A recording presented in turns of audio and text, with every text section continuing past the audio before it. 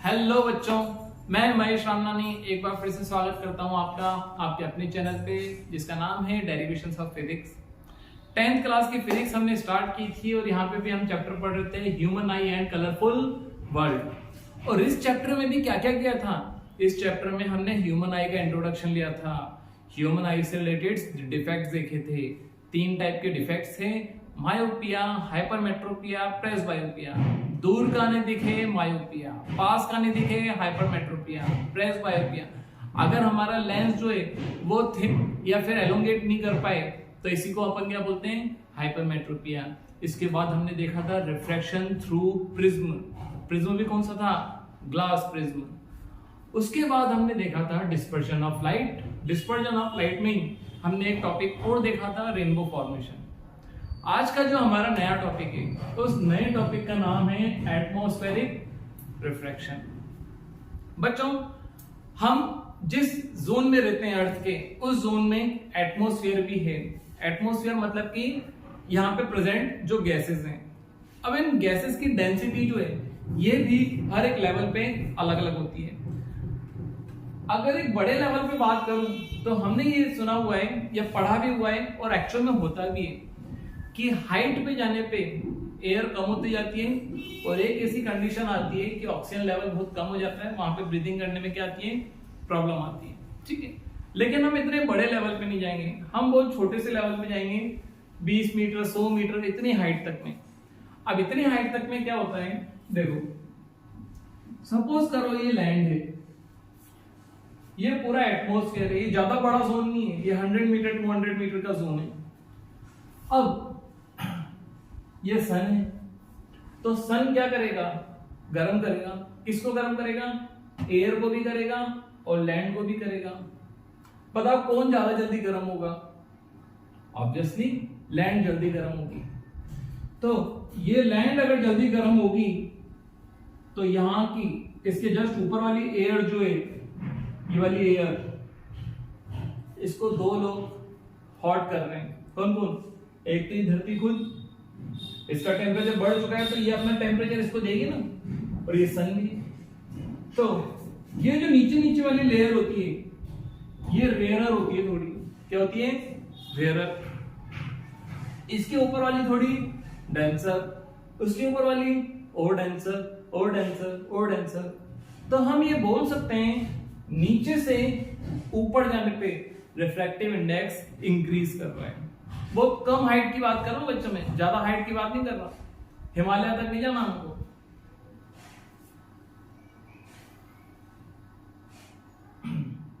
In moving upward direction, in moving upward direction, refractive index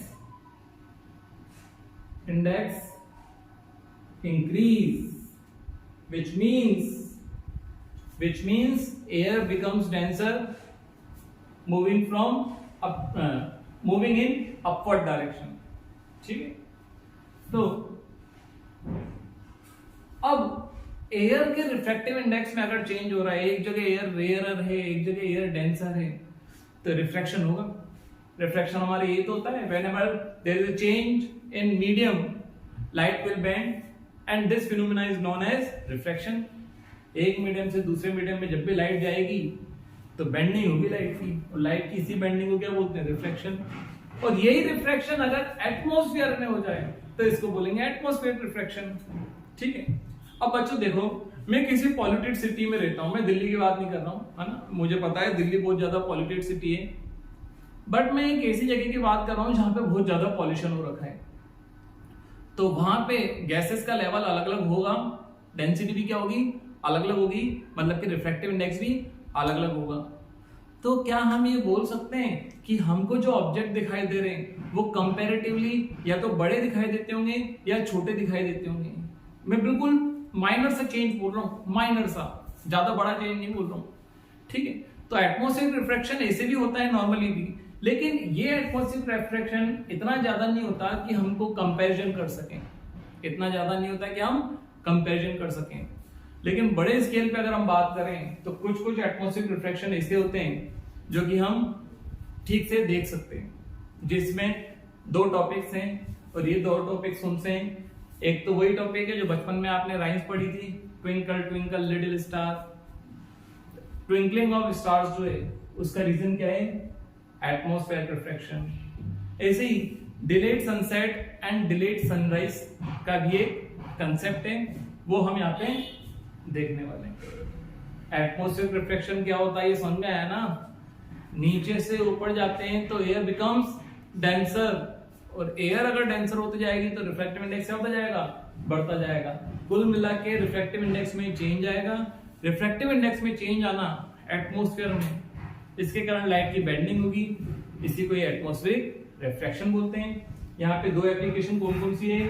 twinkling of stars and delayed sunset and sunrise. चलो देखते हैं। सबसे पहले twinkling of stars देखते हैं। बच्चों सपोज कर रहा हूं यहां पे एक नन्हा मुन्ना सा बच्चा खड़ा है, एक छोटा सा बालक है, यहाँ पे बच्चा है। अब ये यहाँ पे एक स्टार को देख रहा है। अब स्टार सही में इस शेप का थोड़ी होता है, ये तो स्टार की ट्विंकलिंग हमको दिखाई देती है। स्टार जो होते हैं वो स्टार्स हैं ऑब्वियसली, तो इनकी शेप जो होती है वो नॉर्मली स्फेरिकली होती है, ठीक है। अब स्टार्टिंग में तो यहां से लेके यहां तक वैक्यूम है, तो यहां से लाइट सीधी आएगी, बट उसके बाद क्या होगा? रिफ्रैक्शन होगा। लाइट कंटिन्यूस क्या करेगी? बैंड करेगी, और कंटिन्यूस बैंड करके इस टाइप से हमारी आंखों में आएगी। अब हमारी आंखों में लाइट किस डायरेक्शन से आती लग रही है? इस डायरेक्शन से। तो हम इस लाइट को अगर पीछे की तरफ एक्सटेंड करेंगे तो हमको ये ऑब्जेक्ट दिखाई देना चाहिए यहाँ पे।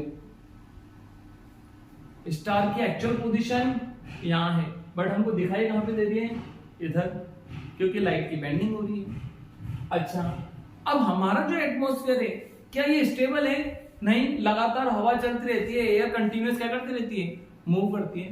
तो स्टार की ये जो एपरेंट पोजीशन है वो कभी यहां दिखाई देती है, कभी यहां दिखाई देती है, कभी इधर दिखाई देती है, कभी उधर दिखाई देती है। जैसे कि यहां दिखाई दी, इधर दिखाई दे गई, इधर दिखाई दे गई, यहां दिखाई दे गई।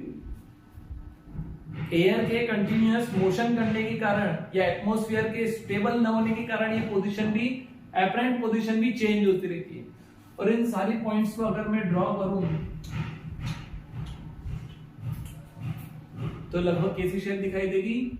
स्टार जैसी शेप दिखाई देगी। इसके स्टार्स जो होते हैं वो ट्विंकलिंग करते हुए दिखाई देते हैं, और स्टार कभी हमको यहाँ दिखाई देते हैं, कभी यहाँ, कभी यहाँ, कभी यहाँ, कभी यहाँ, कभी यहाँ, और इस टाइप से ट्विंकलिंग होती हुई दिखती है, ठीक है।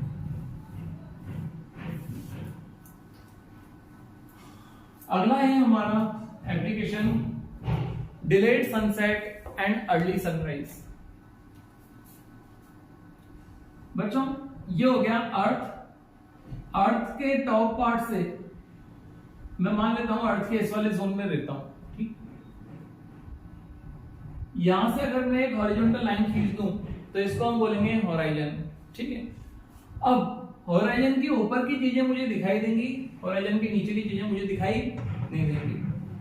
अब सन की पोजीशन हम मान लेते हैं कि यहां पे कहीं पे, ठीक है। अब यहां से जो लाइट चलेगी, यहां से जो लाइट चलेगी एटमॉस्फेयर में आने के बाद उसकी क्या होगी? बेंडिंग होगी। ये हो गई उसकी बेंडिंग। थोड़ी सी बेंडिंग होती है, लेकिन ये थोड़ी सी बेंडिंग भी बहुत ज्यादा हो जाती है। तो बेंडिंग होने के कारण क्या हुआ? हमारी आंखों में लाइट जो है वो ये वाली पहुंच रही है, और इसी लाइट को अगर पीछे की तरफ एक्सटेंड करें तो सन की पोजीशन ये आ रही है।